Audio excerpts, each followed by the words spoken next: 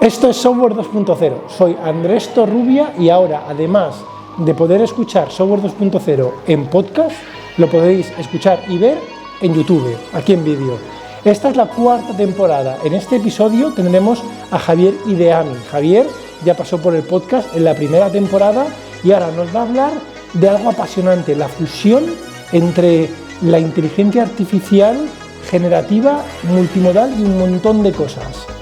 Hola Javier. Un placer estar aquí, Andrés, de nuevo en tu maravilloso podcast. Fantástico, estrenando el año, qué maravilla. Temporada 3, estrenando año. Oye, vamos a hacer una mirada atrás. Una mirada al 2021 y quizá un poquito antes también, si te apetece. Javier, ¿cómo resumirías desde la última vez que hablamos hasta ahora lo que ha pasado en el panorama de la inteligencia artificial? Bueno, muy buena pregunta. Por una parte, yo diría que este año es el año de la eclosión de la IA multimodal. Hemos visto en los últimos años cómo en la parte de la creación de contenidos en la IA hemos visto trabajo muy importante generativo con imágenes, con audio, con texto, y este año ha sido un poco la eclosión de las arquitecturas multimodales como Clip, como DALL-E, ahora como Glide, ¿no? Que permiten conectar los espacios latentes, por ejemplo, de textos con imágenes y guiar, pues eso, por ejemplo, la generación de imágenes con textos, etc. Entonces, para mí esto es una parte fundamental de este año, ¿no? Luego hemos visto también, estamos viendo, yo diría que la aparición de una infraestructura más sólida en la IA. Estamos viendo aparecer a empresas desde Databricks a Snowflake y muchas otras que se están especializando en temas muy concretos de manejo de los datos, de streaming en tiempo real de los datos para entrenamientos de IA. O sea, estamos viendo que una vez que las arquitecturas de IA están empezando a consolidarse, y también hemos visto este año que los transformers se han ido adueñando cada vez más del deep learning en todas las facetas, pues estamos viendo que poco a poco están apareciendo empresas especializadas en temas de lo que llaman, por ejemplo, model, como los DevOps en software, el Model Ops, ¿no? Es decir, la operativa un poco también de deployment y toda la operativa alrededor de la implantación de los modelos. Toda esta infraestructura se está desarrollando mucho. Es otro punto que destacaría. Oye, me siento como que te he preguntado resumir la historia del universo en un minuto, porque ahora lo pienso, ha pasado tanto. Yo voy a hacer una pausa y voy a decir, para los que no lo hayáis escuchado, Javier Ideami, no le he presentado, esta es la segunda vez que pasa por el podcast, y si no lo habéis escuchado, os recomiendo encarecidamente que vayáis para atrás, y fue en la primera temporada, si no me equivoco, en el cual entrevistamos a Javier con un proyecto que a mí me pareció y me parece apasionante, que se llamaba El paisaje de pérdidas, y veréis que es va a ser un tema recurrente en el podcast. Javier es una persona que aúna la parte ingenieril con la parte artística, con la parte creativa, ya lo vais a ver, y ese proyecto, pues bueno, quizá es el preludio de lo que nos va a contar después. Javier, has dicho multimodal, generativo, latente, pausa. ¿Puedes explicar qué es multimodal, qué es generativo y qué es esto del espacio latente? Que da un poco de miedo, siempre. Sí, perfecto. Porque me apasiona muchísimo todo este tema. De hecho, para explicarlo, yo empezaría dirigiéndome al cerebro de quien nos está escuchando, ¿ok? Tú que nos estás escuchando ahora, tú que estás en la oscuridad, porque verdaderamente estás en la oscuridad.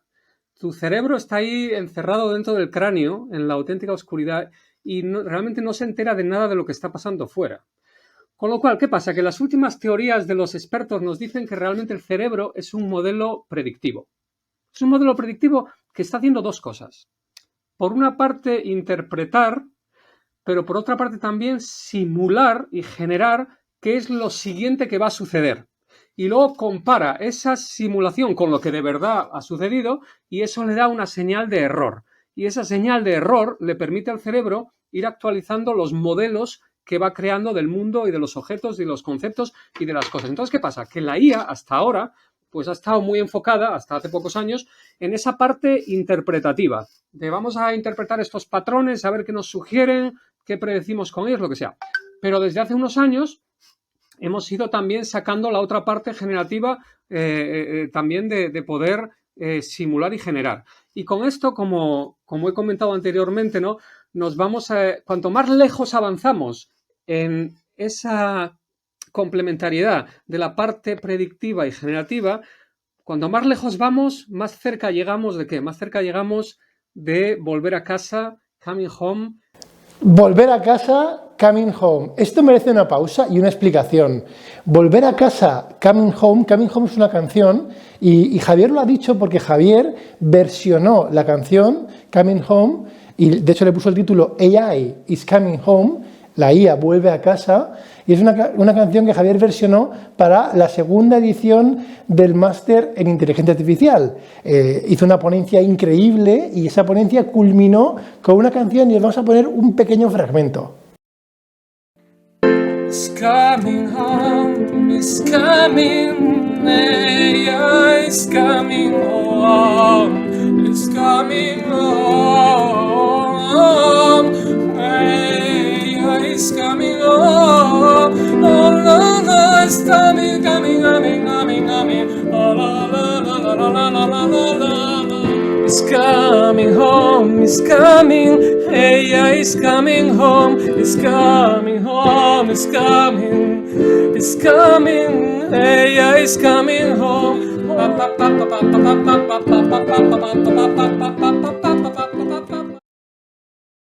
Bueno, dicho esto, volvemos a la entrevista.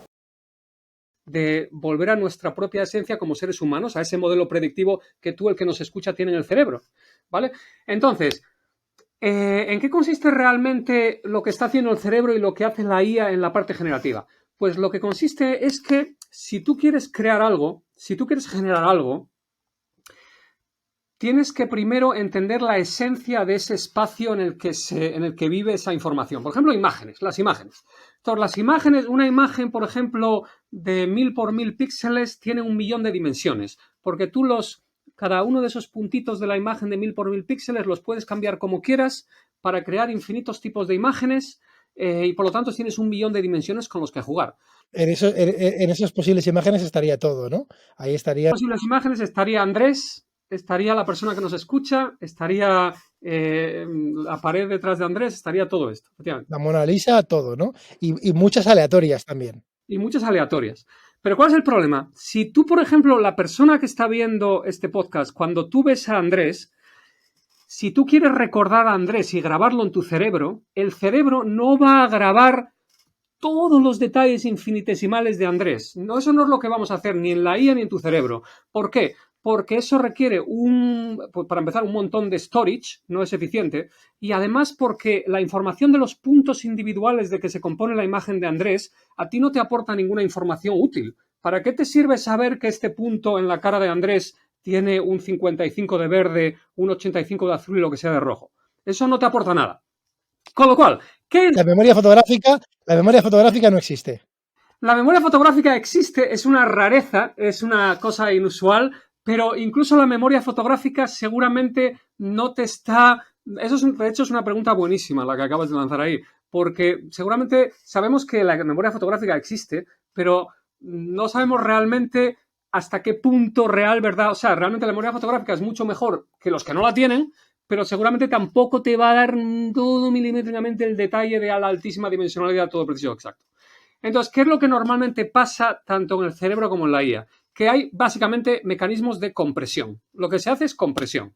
Es decir, como no quieres almacenar todo, en los dos casos vamos a coger ese espacio de alta dimensionalidad, 1.000.000 de dimensiones, lo que sea, y la vamos a comprimir en muchas menos dimensiones. 50, 100, 200, 300, las que queramos. Con la diferencia de que cada una de esas 50 o 100 dimensiones, cada uno de esos numeritos, va a representar algo a un nivel de abstracción mucho más alto y algo relevante. Por ejemplo, en este caso, si la imagen es la imagen de una persona que lleva gafas o no lleva gafas, cómo tiene el pelo, cuál es la forma de la nariz o lo que sea. Y con esas 50, 100, 200 dimensiones, pues comprimes, digamos, el espacio probabilístico que representa ese dominio de información.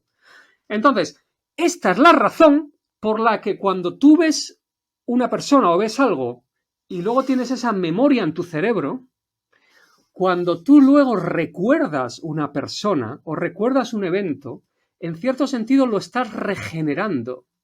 Porque tú no te acuerdas exactamente de todos los detalles, no, en cierto sentido te estás volviendo a inventar esa realidad, porque tú estás cogiendo la compresión de esa información que está codificada y grabada en, digamos, los patrones neuronales de tu cerebro y estás inflándola otra vez, estás descomprimiéndola y regenerando, en este caso, la imagen de la cara de Andrés o tal, y pues dependiendo un poco de cuándo recuperes esa memoria, vas a recordar a Andrés de una manera o de otra manera, pero y por eso muchas veces cuando recordamos una imagen nos cuesta, es casi como que se nos diluye, la recordamos, pero es como, eso es un poco lo que pasa. Estamos descomprimiendo ese punto con el espacio latente. Como bien dice Andrés, hay gente que tiene memoria fotográfica, luego es lo más inusual, pero seguramente pues no sé exactamente a nivel fisiológico qué es lo que sucede, pero de alguna manera, pues esos procesos de compresión tendrán más fidelidad, ¿no? Pero al final es el mismo tipo de proceso. Entonces, en inteligencia artificial, lo que hemos estado haciendo en estos años es entrenar redes de inteligencia artificial para que aprendan esos espacios latentes, para que aprendan los procesos de mapeo de la alta dimensionalidad a la baja, de la alta dimensionalidad con bajo nivel de abstracción a la baja dimensionalidad con alto nivel de abstracción. Y una vez que aprenden ese mapeo, ese espacio latente, que aprendan también el mapeo inverso de cualquier punto en ese espacio latente a la alta dimensionalidad. Y eso nos permite aprender espacios latentes entrenados con espacios de imágenes o acústicos o de texto, lo que sea, y una vez que ya tienes esos espacios latentes aprendidos, pues puedes coger un punto en el espacio latente que o bien corresponda a una cierta imagen, una cierta melodía, una cierta frase, o bien sean aleatorios, y inflarlos y descomprimirlos para generar una imagen totalmente nueva, una melodía totalmente nueva o un texto totalmente nuevo. Y lo más bonito y por lo que nos apasiona tanto trabajar en la IA, repito, es porque esto es realmente lo que pasa también en nuestro cerebro y en nuestra mente. Recuérdalo, cuando tú ves algo y lo memorizas y luego te acuerdas de ello, estás regenerando otra vez desde a partir de la compresión, es decir, en tu cerebro es imposible que en tu cerebro, recuerda que tu cerebro, la función máxima que tiene como adulto, como niño tú quieres explorar, ¿vale? Pero como adulto tú quieres sobrevivir y quieres ahorrar glucosa, no quieres desperdiciar el combustible, luego quieres ser eficiente, luego quieres reutilizar los patrones que ya tienes grabados en tu mente. ¿Ok? Luego quieres ser lo más eficiente posible, por eso quieres crear compresiones muy eficientes en los patrones de las redes neuronales. Luego lo que vas a hacer es reinventarte y regenerar esas compresiones latentes que tienes en la memoria de tu cerebro. Eso es lo que vas a hacer. Y bueno, y eso nos lleva, para terminar con esto, a que es todo un modelo predictivo que combina el simular, el inventar y luego compararlo con lo que sucede para generar una señal de error que luego podemos hablar más adelante de qué pasa con esa señal de error, que es muy interesante. Oye, ¿y multimodal por qué? ¿Por qué lo de multimodal? Vale, perdón, sí, multimodal, muy importante. Uno de los temas importantes es que tu cerebro humano, vais a ver que voy a hablar todo el tiempo de IA y de la mente porque una de mis grandes pasiones en los últimos tiempos es la neurociencia conectada con la IA. Bien, cuando tu cerebro, en el neocórtex de tu cerebro, hay 150.000 columnas corticales, ¿vale? Esas columnas corticales, que son como columnas funcionales de neuronas, están constantemente creando modelos del mundo, que son como espacios latentes, están aprendiendo modelos o espacios latentes de objetos, de conceptos, ¿vale? Y básicamente tienes miles y miles de estas columnas corticales, y podéis leeros un libro maravilloso de Jeff Hawkins llamados Thousand Brains, ¿no? La teoría de los 1000 cerebros, que los 1000 cerebros quiere decir precisamente miles de columnas corticales que están mirando un objeto, un concepto y aprendiendo espacios latentes, pero múltiples, miles de espacios latentes. Imaginaros que en vez de aprender un espacio latente, aprendéis miles de espacios latentes de un concepto, de un objeto. Entonces, ¿qué es lo que pasa? Que, ahora viene la clave, ese aprendizaje va a ser mucho más robusto si en vez de aprenderlo solamente a través del input que te llega, a través de los ojos visual, lo aprendes también a través de los inputs acústicos, los inputs pues de los aromas, etcétera, etcétera, ¿no? Es decir, combinando diferentes modalidades. Por eso, cuando recordáis a Andrés, os acordáis de la imagen de Andrés, pero también del sonido de la voz de Andrés, pues de las diferentes modalidades sensoriales que os llegan de Andrés. Y eso es lo que estamos empezando a hacer ahora con la IA también. De nuevo nos estamos volviendo a casa, acercándonos a cómo funciona el cerebro, a un sistema más robusto. Se trata de hacerlo más robusto. Y es más robusto si esos espacios latentes, pues algunos están hechos a partir de imágenes, otros a través de acústica, otros a través de etcétera, etcétera, ¿vale? Ese es un poco el objetivo. Y luego, lo último. Una pregunta, Javier. Sí, sí. ¿Multimodal entonces es solamente para la entrada o también para la salida? Ah, muy bueno, para los dos. Esto es muy bueno, porque, por ejemplo, si pensamos en imágenes, vosotros pensar que cuando veis la imagen de Andrés, eso es una entrada que se codifica y enriquece vuestros espacios latentes. Pero luego vosotros podéis estar por la noche y podéis estar pensando, oye, ese podcast que escuché de Andrés, Software 2.0 es increíble, y entonces veis la imagen de Andrés en vuestra cabeza, ¿vale? Acabáis de generar la imagen de Andrés. Va en las dos direcciones, pero lo mismo con la acústica. Escucháis una música, un concierto de música, los estáis recibiendo, pero luego por la noche lo recordáis y regeneráis esa música en vuestra cabeza. Luego es multimodal en las dos maneras y, por supuesto, simultáneamente podéis estar viendo a la persona que interpreta la música y escuchando la música al mismo momento, luego multimodalmente percibiendo y regenerando. Y no solo es multimodal, sino que el cerebro es multimodal y... Espera, es que no sé cómo decir la palabra. Multimodal y multimodelo. Eso es, multimodelo y multimodal. Ok, recordar la teoría de los 1000 cerebros. El cerebro está creando múltiples modelos, múltiples compresiones latentes de forma multimodal, ¿ok? Multimodelo, multimodal. Y la IA se está dirigiendo hacia lo mismo, ¿vale? Se estamos dirigiendo, una vez que ya hemos dominado y ahora todos somos Transformers por todos lados, estamos contentos con el maravilloso Transformer, etcétera, ahora vamos ya a sofisticarnos, a volver más a casa, vamos a hacerlo multimodal y con el tiempo todavía no, pero también vamos a ver, el multimodelo es el ensembling de toda la vida. El ensembling de toda la vida es el multimodelo, ¿vale? Lo que pasa es que hay una gran diferencia, que es lo que está intentando hacer también algunos de los top de IA.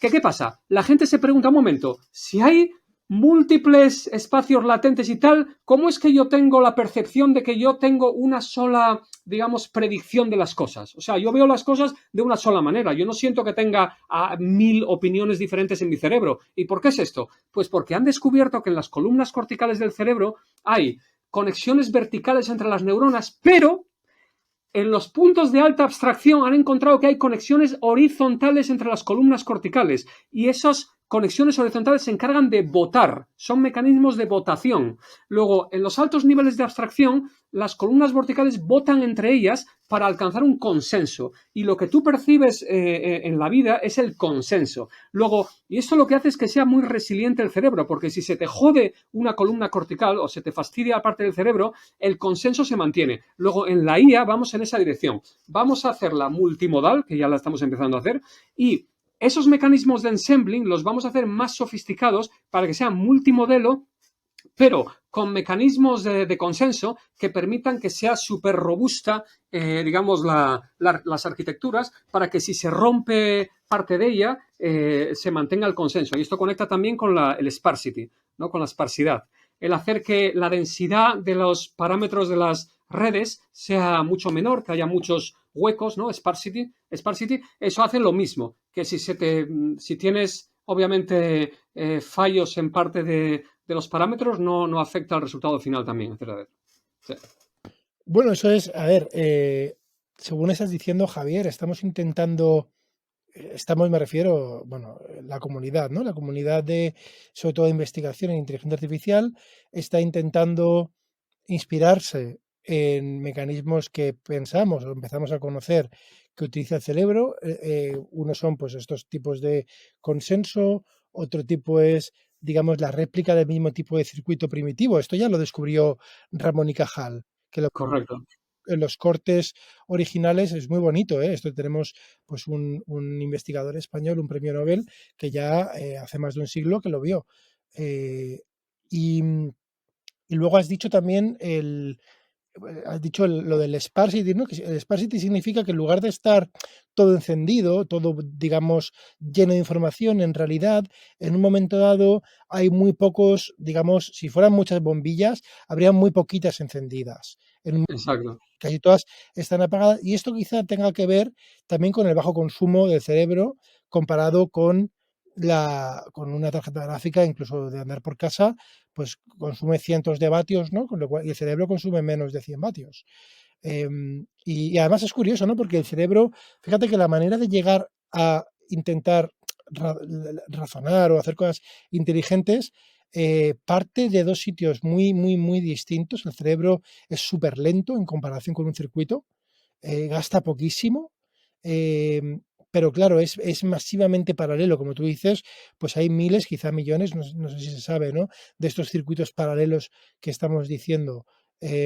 Cosa que una red neuronal artificial en silicio es rapidísima, estos van a gigahercios, incluso en la velocidad de transmisión es mucho más rápida, pero claro, hay pues muchos órdenes de magnitud. A mí lo que me sigue sorprendiendo es que partiendo de unas arquitecturas totalmente distintas, ¿no? El cerebro lento pero muy paralelo y poco gasto, y la electrónica rapidísima, pero muy, digamos, como un burro con las esto que le vienen para adelante, ¿no? Es como que solamente viene un sitio, es monohilo, ¿no? Como Sí, exacto. de un core. O sea, en comparación, un ordenador tiene un core y el cerebro tiene millones de cores, ¿no? Incluso aunque hablemos de deep learning. Y lo que me sigue sorprendiendo es que estemos acercándonos con las redes neuronales artificiales, partiendo de paradigmas totalmente distintos, acercándonos y llegamos a sitios parecidos, ¿no? Como neuronas concepto, como eso que tú dices, ¿no? De bajar dimensionalidad y subir dimensionalidad, mecanismos de consenso. Me parece, a mí personalmente me parece fascinante, ¿no? Y desde luego es un tema de investigación. Pero bueno, esto nos lleva, te he hecho una pregunta cortísima y llevamos 20 minutos. Esto nos lleva a la IA generativa, ¿no? Sí, Es una explosión, ¿no? Y la IA generativa, Javier, porque tú antes, tu anterior proyecto, bueno, Javier tiene un montón de proyectos, pero el anterior proyecto que hablamos, que era el de panorama de pérdidas, que os repito, os recomiendo, eh, no era, digamos, no era tan generativo como este. Ahora te has metido muy de lleno en el mundo generativo, ¿no? sí, exacto. Cuéntanos. Ahora, exacto. Ahora, junto a mi compañero y cofundador Víctor Pérez, estamos creando el Geniverso, de Geniverse. ¿Y qué es el Geniverso? El nombre del proyecto, obviamente Geniverso, viene de universo generativo, ¿no? Universo generativo. Entonces, el objetivo de este proyecto, que está, como dices, volcado totalmente en la IA generativa, es democratizar y facilitar el acceso a esta tecnología de la IA generativa a cuanta más gente mejor, hacerlo muy sencillo y muy fácil de acceder. Y nos concentramos en dos comunidades principalmente, la comunidad de los programadores y la comunidad de los creativos no programadores. Y estamos haciendo la combinación de dos cosas, que tenemos una figura que es como el signo del infinito, que se retroalimentan, ¿no? Porque por una parte estamos creando una librería un poco a lo tipo de Hugging Face, ¿no? Mucha gente conocerá Hugging Face, que empezó como una librería de NLP para ayudar con muy pocas líneas de código a jugar, a trabajar con arquitecturas de NLP, y ahora ya están también trabajando con generativas. Bueno, pues nosotros estamos haciendo algo del tipo de Hugging Face, ¿no? Pero totalmente orientado a arquitecturas generativas, de forma que con muy pocas líneas de código puedas trabajar con ellas. Y luego, por el otro lado, estamos creando un interface, una plataforma que te permite guiar e interactuar con la IA generativa de una manera muy flexible y combinando y trabajando con un concepto que es clave, que es el que llamamos prompt engineering, la ingeniería de prompts. ¿Qué es esto? Vale, la ingeniería de prompts. ¿Qué es un prompt? Un prompt es una entrada. Es decir, el concepto que tenemos es que nos dirigimos cada vez más a una época en la que vamos a ir transicionando de programar a la IA, que no va a desaparecer, siempre va a existir, pero vamos a cada vez más guiar a la IA, interactuar, hablar con ella como si fuera nuestra compañera, como si fuera una amiga aquí a la que le decimos ayúdame con esta cosa, ¿no? Entonces, para guiarla le tenemos que dar pues algo para guiarla, ¿no? Esa guía es un prompt, una entrada. Y esa entrada puede ser muchas cosas. Puede ser un texto, pero también puede ser una imagen o pueden ser unas notas musicales. Es algo que le das de inicio para que te lo continúe o una sugerencia de por dónde debe tirar.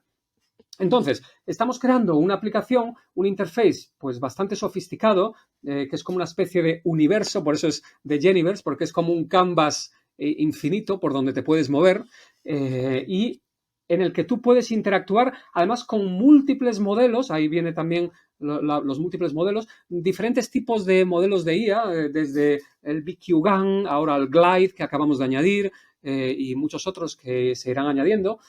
Ahora mismo está concentrado en la creación de imágenes con texto, pero me acuerdo que tu compañero Miguel Ángel me lo preguntaba otro día, de si en el futuro se va a añadir música también, sí, es decir, vamos a hacer que el Geniverso sea multimodal en ese sentido.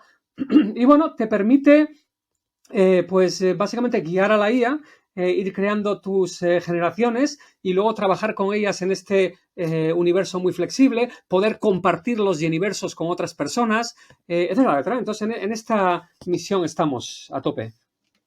¿Y se puede acceder al Geniverse ya? Bueno, pues el estado actual es que tenemos una primera versión alfa creada que ahora mismo está siendo accedida solo por un círculo cercano, pero ahora mismo estamos terminando la siguiente alfa, o la podríamos llamar ya una prebeta, ¿no? Que vamos a lanzar ya públicamente, abierta a todo el mundo, muy probablemente en enero o en febrero. O sea, digamos que podemos estar a semanas del primer lanzamiento oficial del Geniverso. Y bueno, tengo muchas ganas de que lo abramos ya todo el mundo porque, bueno, porque os puedo decir que, o sea, ya hay herramientas, ¿verdad? Por ahí bastantes ya, cada vez aparecen más para que la gente genere, por ejemplo, imágenes con texto, pero la diferencia un poco de la que estamos creando nosotros es que es, digamos, un interface muy minimalista, muy simple, pero al mismo tiempo muy potente y muy flexible de usar, que te puede permitir trabajar, digamos, de una forma muy profunda con la IA interactuar con ella de una forma muy profunda. Los que queráis estar al tanto, el web es geniverse.co, o sea, Geniverse como G-E-E-G-E-N y verso.co, ¿no? Y ahí podréis estar al tanto del lanzamiento. Javier, la pregunta que todos se hacen y nadie se atreve a preguntar. Dale, dale. ¿Tiene algo que ver con el metaverso, el Geniverso? Porque encima has dicho que el símbolo es como un infinito, que es el logotipo de Meta. Tienes razón. No, no tiene nada que ver. No tiene nada que ver absolutamente. Es más, durante la creación del Geniverso estamos hablando con mucha gente porque, obviamente, para recibir feedback, ideas, etcétera, etcétera, casi podríamos pensar que, vamos a ver, para empezar el metaverso, yo os voy a ser sincero, no entiendo muy bien todavía qué va a ser el metaverso o dónde está el metaverso. Yo, por ejemplo, en el mundo de los NFTs ahora hablo con mucha gente y estamos haciendo también temas con los NFTs y todo, pero no, nadie tiene muy claro qué va a ser el metaverso, dónde va a estar el metaverso. Es todo un poco ambiguo en ese sentido. Para mí, para nosotros el Geniverso no tiene nada que ver con el metaverso. El Geniverso va a ser un poco como pico y pala. Nos lo podemos imaginar como una herramienta pico y pala que quizás se use en lo que vaya a ser el metaverso que no se sabe qué va a ser. O sea, va a ser un poco como, pues eso, una herramienta de comunicación e interactividad con la IA generativa que luego se podría usar dentro de un metaverso, por ejemplo. O sea, dentro del metaverso, tú para crear cosas con la IA generativa podrías usar el Geniverso para comunicarte con ella y de forma rápida crear cosas para usarlas en el metaverso, por ejemplo. A ver, me voy a aventurar a hacer un símil un Aventúrate. poco. Todavía no existe, digamos, el arte, ¿vale? Sofisticado de la humanidad y tú estás con tu socio haciendo las acuarelas del futuro arte. ¿Voy encaminado? Sí, sí, vamos a ver, lo podemos ver por ahí, lo podemos ver también de que de la misma manera que pensamos que toda persona que quiera ser creativa, sea programador o lo que sea, puede usar cualquier herramienta para ser creativa. Puede usar un pincel, puede usar el Photoshop o puede usar lo que sea. Pues imaginémonos que un Geniverso es como si fuera cualquiera de estas herramientas, pero un poco más sofisticada. O sea, en vez de estar con el Photoshop o con lo que sea, menú, no sé qué, va a ser más como una conversación con la IA. va a ser más como estar con tu compañera IA, hablando con ella, oye IA, y de hecho el otro día os lo contaba en el máster, esta experiencia que tuve, ¿no? El Geniverso se puede acceder desde un portátil, pero también desde el teléfono móvil. Yo tuve una experiencia emocionalmente muy, muy bonita la primera vez que accedí a nuestro Geniverso desde el teléfono móvil, porque iba por la calle con el Geniverso y literalmente era en mi teléfono móvil decirle a la IA, oye IA, créame una imagen que tenga que ver con un bosque donde se encuentran unos elefantes de no sé qué. Y entonces la IA decía, se ponía a trabajar la IA y yo olvidaba el teléfono móvil y seguía por la calle viendo cosas, entraba a una tienda y de vez en cuando miraba el móvil a ver qué estaba creando la IA. Y era como, wow, qué cosa tan bonita. Entonces hay un botón con el que puedes ir capturando las cosas que te gusta que está haciendo la IA. Vale, IA, ahora créame otra cosa. Y esa sensación de ir por la calle, como con tu Pepito Grillo, como con tu genio creativo aquí en el hombro, con el que vas dialogando. Oye, ahora créame esta cosa. Y esta me la guardo. Oye, ahora créame. Y mientras tanto tú sigues con tu vida, entras en una tienda y tal. Esa es una sensación maravillosa. Esa es una sensación increíble. Entonces es como tener una herramienta, pero ya es más que una herramienta, es una compañera, como la película de Her. No nos olvidamos, nos acordamos de la película de Her. Estamos dirigiéndonos más a eso, ¿no? A crear, que obviamente no es como la película de Her, pero bueno, es poco a poco vamos en esa dirección, a tener a compañeros con los que vamos a estar interactuando como si fueran amiguitos. Entonces, a día de hoy tú ya puedes interactuar con la IA generativa, alguien que no sea desarrollador de código, ¿no? Que no tenga nociones de programación en lenguaje coloquial, y le puedes decir esto, le puedes decir, oye, ¿no? Igual no hace falta decirle, oye, que no lo sé, ¿no? Le puedes decir, genérame un paisaje donde se erigen un castillo rosa, ¿no? Y ¿sale algo de eso o no? ¿Saldría? Totalmente.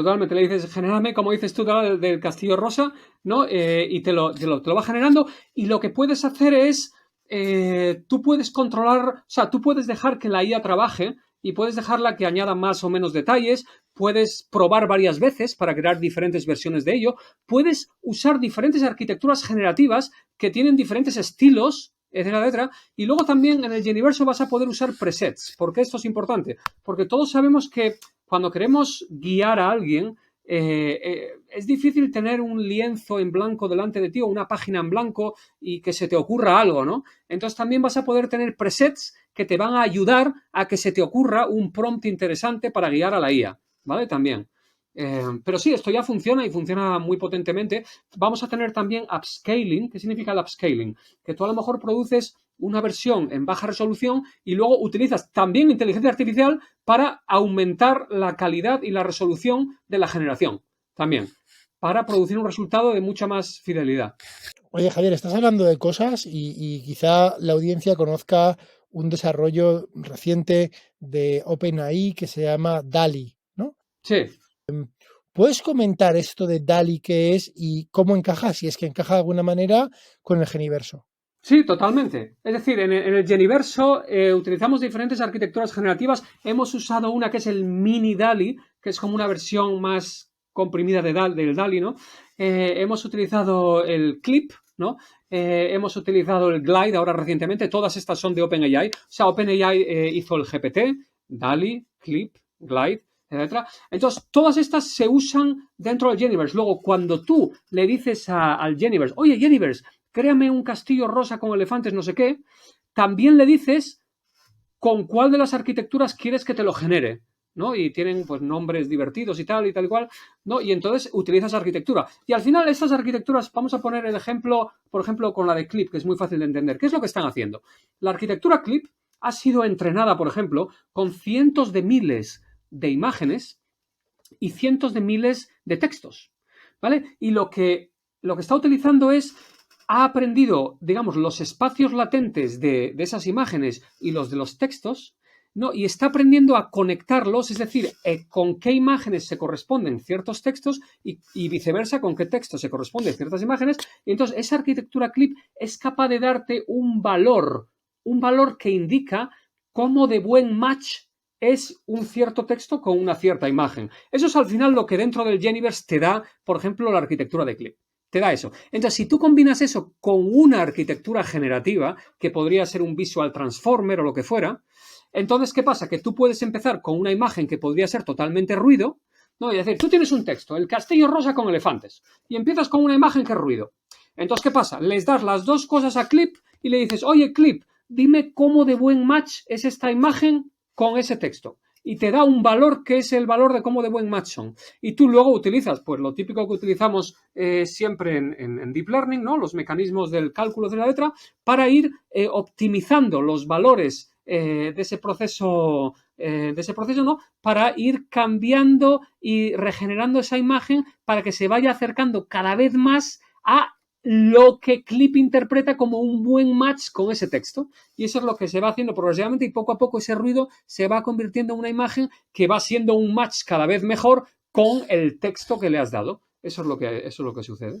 A ver, para entender entonces, ¿no? El clip, entonces yo le doy, por ejemplo, imaginémonos una foto de una playa y le doy el texto y el texto pone fábrica de carbón, ¿no? Y entonces ahí match poco, ¿no? Porque Exacto, una fábrica de carbón, exacto. playa, pues no hay mucho, ¿no?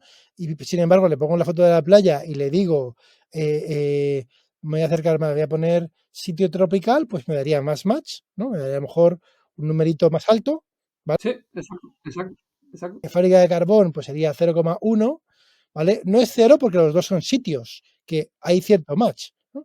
exacto. Y a lo mejor, pues, sitio tropical pues sería 0,9 y ya, si la foto de la playa y luego realmente pongo playa, ya playa, pues sería 0,99, ¿no? Ahí es curioso porque en este mundo de la IA casi nunca da uno las cosas, ¿no? Exacto. Nunca, o sea, cuando es uno es Nunca. 0,99. Siempre. Esto es como el profesor este que siempre hemos tenido todos, ¿no? Con que hicieras todo bien, te ponía siempre, siempre te quitaba. Exacto, exacto, La IA es así, ¿no? exacto. Con esta primitiva tan sencilla, ¿no? Como eso, pues se puede hacer muchas cosas. Entonces, así a lo bestia, ¿no? El Geniverso tarda tanto, ¿no? Que tú has dicho que tú le dices con el móvil que te lo haga, claro, y en el fondo está cambiando cada píxel, ¿no? Que hemos hablado de muchas dimensiones Sí. para ver al final, va probando con clip, ¿no? Y al final, uy, sale algo que, sale una foto que ha ido probando, podríamos pensar que es casi al azar, pero no es al azar porque sería mucho más lento, aunque podría ser al azar, ¿eh? En un mundo Podría ser al. al azar, ¿eh? Si tuviéramos ordenadores cuánticos, que no tenemos, Exacto. práctica, pues quizás podrían ser al azar, se prueban todas las posibles, ¿no? Y se coge la buena, mágicamente, pero hoy en día no estamos ahí, y entonces tenemos que tener algoritmos más sofisticados. Fenomenal. Oye, y entonces, a día de hoy, entonces tú le metes un texto y te genera una imagen, ¿no? Esa es, digamos, la multimodalidad está ahí. Sí, la modalidad está ahí y respecto, por cierto, respecto a la duración que comentabas, o sea, lo puede generar muy rápido, en muy pocos segundos. O sea, tú puedes tener un buen resultado en apenas 10 segundos, ¿vale? Lo que pasa es que depende, hay también opciones más sofisticadas, diferentes arquitecturas que pueden tardar más tiempo, otras menos tiempo, pero por ejemplo, la que vamos a poner en el modo más sencillo, pues te va a dar un resultado a lo mejor en 10 segundos o cosas así. Oye, has hablado de un concepto de prompt engineering. Yo quiero aquí Sí. decir una cosa para que la gente, digamos, lo desmitifique. El prompt engineering, cuando se estaba probando con arquitecturas generativas, pues muchas veces, no sé si lo habéis visto, a mí personalmente, muchas de las imágenes que genera la inteligencia artificial son un poco como casi te diría yo, de pesadilla. Había un juego en los años 90 de 16 bits, que no sé cómo se llamaba, algo Dreams, que era como, pues eso, de sueños locos, son como sueños como de Dalí, pero Dalí turbio, o sea, era como de esas cosas que se derriten y se mezclan unas con otras, o sea, algo casi de pesadilla, ¿no? Y entonces, pues mucho de lo generado por la IA tiene como un sello un poco inquietante y no es necesariamente el valle inquietante, pero tiene un sello como algo está como ahí. A mí personalmente me genera un poco de intranquilidad.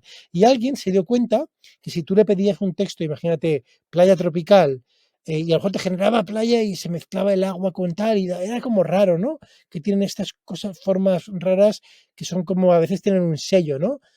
Sí, Estamos, pensemos también que estamos en la época primitiva, ¿eh? De esto. total, total. Estamos pensando, pues, oye, lo que hacían los primeros seres humanos en las cavernas, pues, con las herramientas que tienen un sello, por supuesto, no quiero compararlo, ¿no? Y esta herramienta, pues, tiene su sello, tiene sus atributos y sus artificios, buenos o malos, pero ahí están. Pero alguien se dio cuenta que si ponía la palabra Unreal, Ujú. Unreal Engine, Sí, fíjate, exacto. de repente ya las fotos. que generaba la IA salían con muy buena calidad y mucho mejores, ¿no? Y esto es esto del prompt engineering que has comentado antes, ¿no? Que Exacto. es como añadir algo, ¿vale? Que estas redes entienden muy bien y ya las dirigen a un estilo. Esto, por ejemplo, a una persona sería, oye, hazme un boceto de playa. Entonces, fíjate que la palabra boceto, cuando alguien te dice boceto, tú ya entiendes que es un boceto, pues que es un pequeño con un lápiz, ¿no? No es una foto fotorrealista de playa. Sin embargo, si le dices, oye, quiero una playa fotorrealista, ahí quieres una foto. Claro, claro. ¿El prompt engineering tiene que ver con esto o va más allá? ¿Tienes ejemplos de tus truquitos que te has encontrado Sí, en prompt engineering? sí, sí, por ejemplo, otro truco el que has puesto es muy conocido, es muy bueno, el de Unreal Engine, efectivamente. A ver, esta es una de las razones por las que el prompt engineering es tanto arte como ciencia. Y yo he dicho en muchos sitios que yo veo que en el futuro va a haber un trabajo que va a ser el de ingeniero de prompt. Porque en el futuro vamos a tener que interactuar con la IA y dirigirla de esta forma, de una forma como nos comunicamos con los demás. Y los que tengan ese conocimiento profundo de cuáles son las mejores sutilezas, los trucos para alcanzar cierto tipo de resultados, eso va a ser una sabiduría y va a ser un arte y va a ser una intuición. Las personas que son persuasivas con otras personas, pero hay que ser persuasivo con la IA. Exacto. Y a lo mejor si, si metes la pata puedes causar una catástrofe.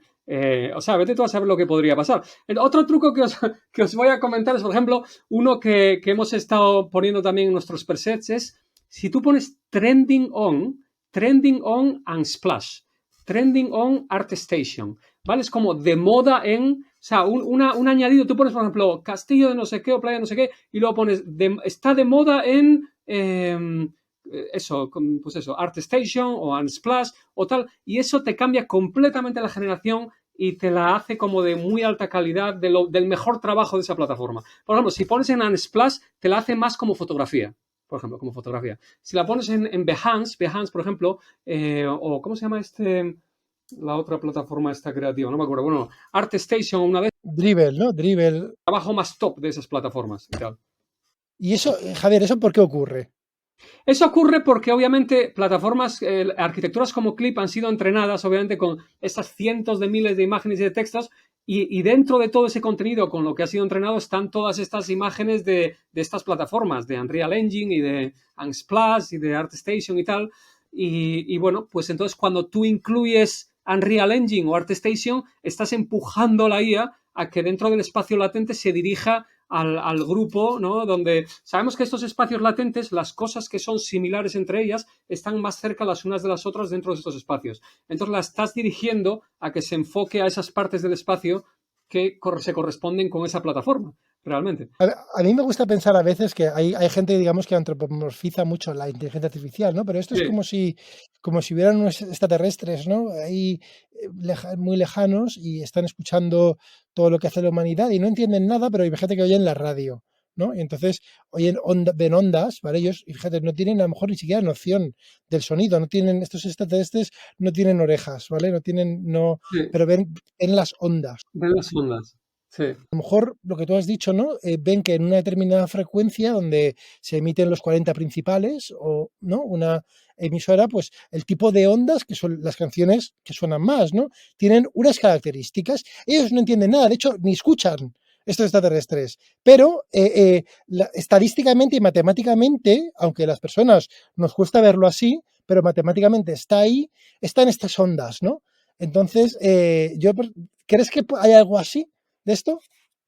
eso es muy interesante. Puede que sea algo así, porque al final la IA en cierto sentido está tan ciega como nuestro cerebro. O sea, la IA realmente dentro de estos espacios latentes se guía por lo que nosotros le mandemos, que por cierto, le puedes dar prompts positivos y negativos, que esto es muy interesante también. O sea, tú imagínate que puedes decir, por ejemplo, un castillo en una playa, y eso puede ser un prompt positivo, pero tú le puedes poner como prompt negativo rosa, por ejemplo, o verde. Por ejemplo, rosa y verde como negativo. Y eso va a hacer que te haga un castillo que no tenga ningún color rosa ni ningún color verde, ¿vale? Luego, conecta un poco con lo que dices en el sentido de que la IA está tan ciega como nosotros dentro de nuestro cráneo. Y por lo tanto es lo que tú dices. La IA, la visión de la IA es muy parcial también. Y lo mismo que decías de las ondas de sonido un poco, la IA lo único que tiene es esta guía muy ambigua de los prompts que le damos, que claro, que interactúa con el entrenamiento que ha tenido. Y tú tampoco sabes nada. Cuando le das el prompt, de aquí viene lo que es un arte, tú tampoco tienes mucha idea de qué entrenamiento ha tenido, ni de qué consecuencia va a tener la colisión de tu prompt, de tus prompts positivos y negativos con el entrenamiento que ha tenido. Luego ahí va a venir mucho la experiencia. Podemos pensar que habrá ingenieros de prompt súper bien pagados en el futuro porque tendrán una experiencia, un recorrido de mucho tiempo interactuando con IAs y podrán como predecir mucho mejor la reacción a ciertos tipos de prompts dependiendo de cómo hayan sido entrenadas, etcétera, etcétera. Bueno, esto va a ser un mundo, ¿eh? Prepararos aquí los que tengáis nietos, sobrinos, etcétera, etcétera, lo que se viene encima con esto, va a ser divertido. ¿Por qué? Porque imagínate que tienes vamos a, yo tengo unas sobrinas, ¿no? Y tengo una sobrina muy artística. ¿Cómo crees que va a afectar esto a mi sobrina, que tiene 10 años, imagínate, artística? Bueno, yo creo que tu sobrina que tiene 10 años, yo creo que dentro de una década, o sea, todo esto de import, torch, etcétera, etcétera, yo no digo que vaya a desaparecer, ¿vale? Porque tampoco ha desaparecido la Polaroid ni etcétera, etcétera. Pero yo no digo que vaya a desaparecer y la programación no va a desaparecer seguramente. Pero de la misma forma, si pensamos que el GitHub Copilot existe hoy ya en el 2022, principios del 2022, o sea, si pensamos cuando tu sobrina tenga 20 años, yo no tengo ninguna duda de que tu sobrina va a estar hablando con la IA, va a estar charlando y va a estar, o sea, más que ingeniería de prompts, va a estar teniendo obviamente conversaciones con la IA. Lo que pasa es que eso va a ser tu sobrina que va a estar teniendo conversaciones con la IA, pero luego vamos a tener profesionales que se encarguen de interactuar. Por ejemplo, vamos a tener a IAs que estén a cargo del sistema de transporte de una ciudad. A IAs que van a estar a cargo de cambios en la red eléctrica de un país o lo que sea, y habrá profesionales que se comuniquen a través de prompts con estas IAs y que interactúen con ellas y que tendrán que ser muy expertos para no meter la pata con sus prompts. Obviamente habrá fail-safes, obviamente, va a haber una transición, ¿no? Donde habrá supervisión, lo mismo que los radiólogos ahora, ¿no? Que la IA da una predicción y la supervisión y luego decide el humano. Pero bueno, poco a poco la IA irá adquiriendo más autonomía y tal, y bueno, será un arte esto. Javier, tú eres emprendedor, yo también soy emprendedor, y yo creo que como emprendedores tenemos que tener, es casi, creo que viene con el atributo que ser optimistas, ¿vale? Pero con el mundo, con lo que has escrito, yo percibo que hay pues una parte, no sé si importante, pero desde luego vocal de la sociedad que no es tan optimista con la inteligencia artificial, ¿no?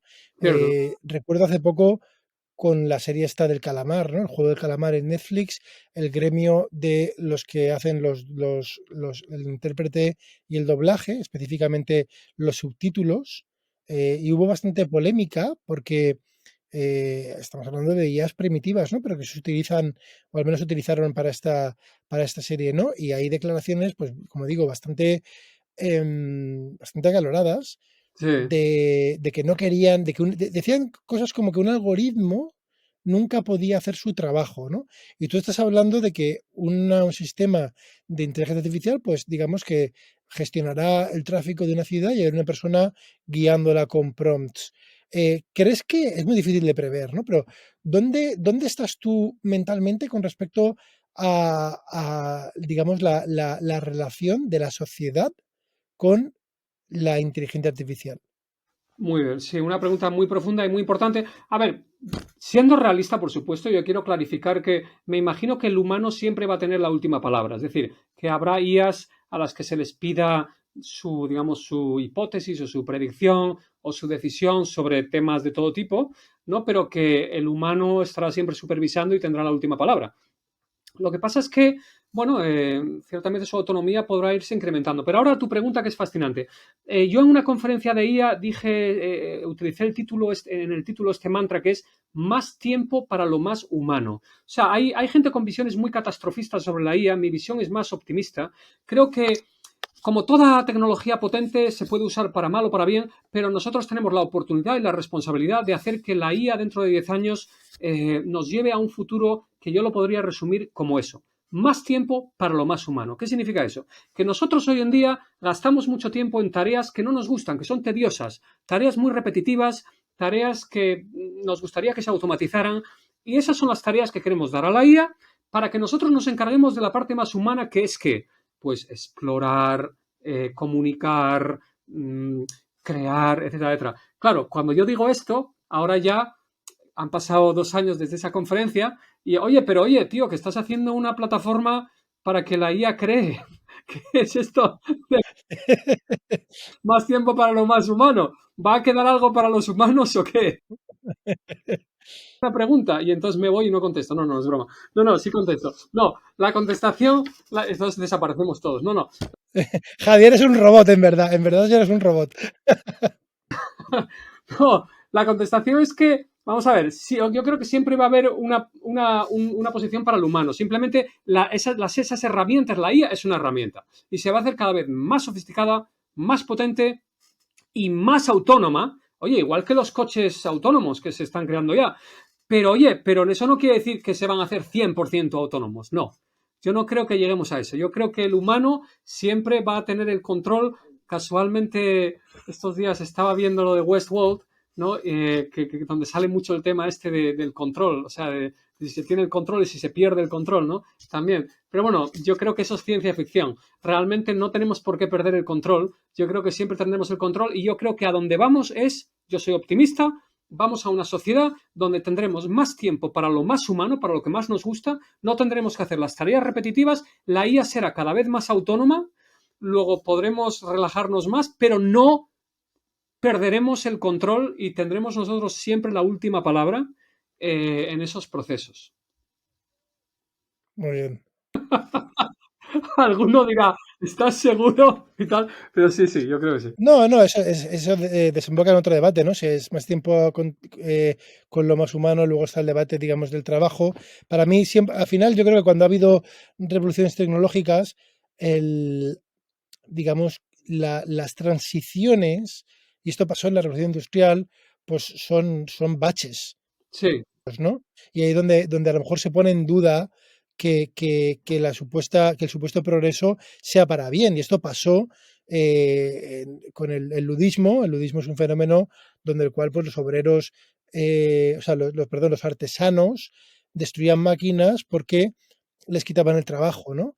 Entonces, al final, pues bueno, gracias a que hemos introducido, vamos, la industria, quien sea nostálgico y piense que en la Edad Media se vivía muy bien y eran mejores tiempos, que mire estadísticas de muertes por un montón de cosas, de alfabetización y de... Entonces, yo creo que a lo mejor, a mí me gustaría pensar como tú, Javier, de decir, oye, dentro de 200 años, el siglo XXI, pues se tiene que ver cómo nosotros vamos ahora a la Edad Media.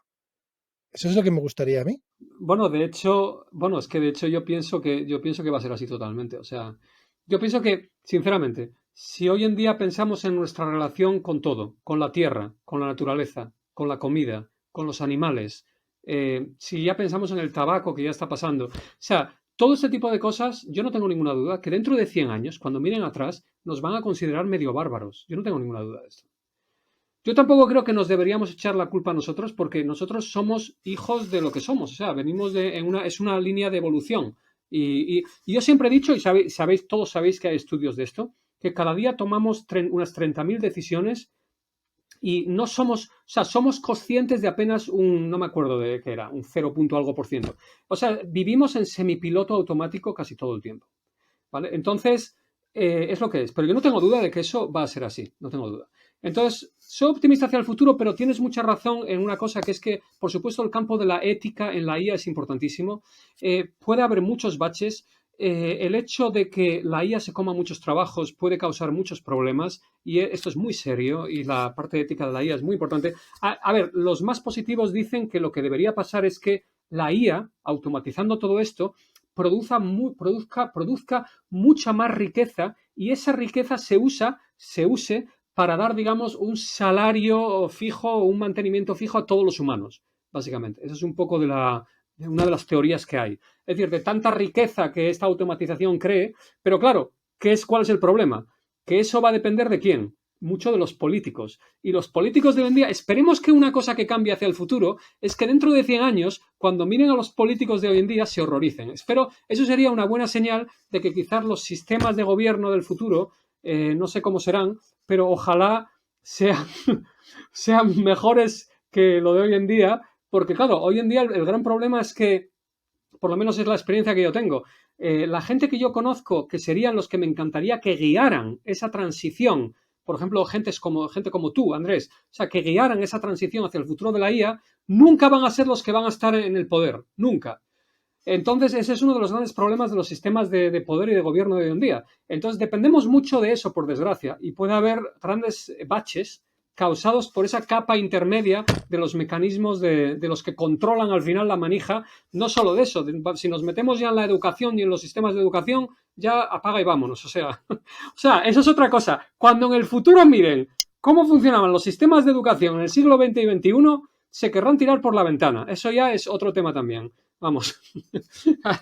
Vamos, Javier, ¿qué recomendarías ahora a un chico o una chica de 16 años, sí, ¿vale? Que está estudiando y está pensando en qué carrera va a estudiar, con lo que ves tú de la IA multimodal. Y fíjate que hemos hablado del pasado. Yo creo que ni tú ni yo nos atrevemos a hacer previsiones a 5 años sí, cierto, totalmente fuera de nuestra imaginación, ¿no? cierto. Cualquier tipo de previsiones. Pero dicho eso, ¿qué recomendarías? Yo te digo una cosa, me dirijo a ti, Rosa, Rodrigo, a ti, chaval, chavala, te digo una cosa. Tú piensa una cosa. Tú vives en la oscuridad. Recuerda que tu cerebro está encerrado en su cráneo y no entiende nada de lo que está pasando. Recuerda que el misterio más grande de tu vida es entender qué está pasando dentro de ese cráneo. ¿Cómo aprendes? ¿Cómo creas esos espacios latentes? ¿Cómo se desarrolla ese bucle de simulación y generación y predicción? Ese sistema predictivo que tienes en la cabeza. Entenderte a ti misma o a ti mismo, entender ese gran misterio es lo más importante de la vida y lo que más conecta, la misión que más nos conecta con la comprensión de ese misterio es la inteligencia artificial. Luego, yo lo que te diría es que estés muy atento a la evolución de este campo porque para mí es el campo más fascinante que existe. La inteligencia artificial mucha gente lo ve como las máquinas y lo que no ven es que somos nosotros. Es que la inteligencia artificial no trata de las máquinas, trata de ti, trata de nosotros, trata de lo que está pasando en la oscuridad de tu mente, trata de cómo ese sistema predictivo se eleva sobre los bloqueos que nos separan de la realidad para poder poco a poco desarrollar esos patrones latentes y elevarse con el aprendizaje para aprender y para vivir y para desarrollarse y para sobrevivir dentro del universo. ¿Y qué hay más hermoso y más emocionante que eso? Por eso yo te digo, Rodrigo y Rosa, por eso te digo, vete en esa misión, introdúcete en ese mundo y la inteligencia artificial te abrirá las puertas a eso. Y tienes que pensar que en el futuro, cuando seas un adulto, la inteligencia artificial no tendrá nada que ver con la conversación de hoy en día sobre las máquinas. La inteligencia artificial será parte integral de tu vida, combinada con todas las facetas de tu vida. Y será una compañera más y la verás como alguien que, digamos, aumentará tu existencia. Ese concepto de la aumentación también lo considero muy importante. Piensa que la IA va a ser algo que va a aumentar tu cuerpo y tu mente en el futuro que viene.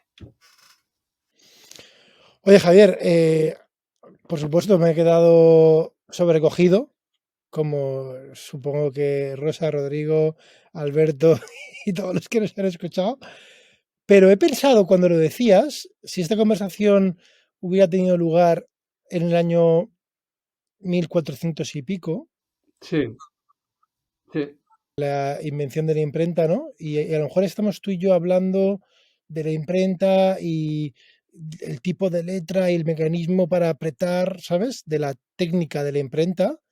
Y sin embargo, al final, lo que hace la imprenta va de la humanidad, ¿no? El descubrimiento, digamos, la amplificación de la escritura no es tanto, no va de la escritura, sino es una autorreflexión sobre la humanidad, ¿no? Y al final sirve para amplificar allá donde la humanidad quiere que llegue, para lo bueno y para lo malo también, ¿no? Se han escrito cosas muy buenas y como herramienta, y la inteligencia artificial, pues lo puedes ver como una herramienta, no es un fin en sí mismo. exacto, exacto. imprentas, y claro, a lo mejor este podcast, pues tú y yo tenemos una faceta, sí, pues que fabricamos o nos gustaría fabricar nuestras imprentas, nos gusta hablar de cómo funciona la imprenta por dentro, pero lo importante no es la imprenta, Exacto, es lo que se escribe. exacto, Queremos que cambie. exacto, exacto, exacto.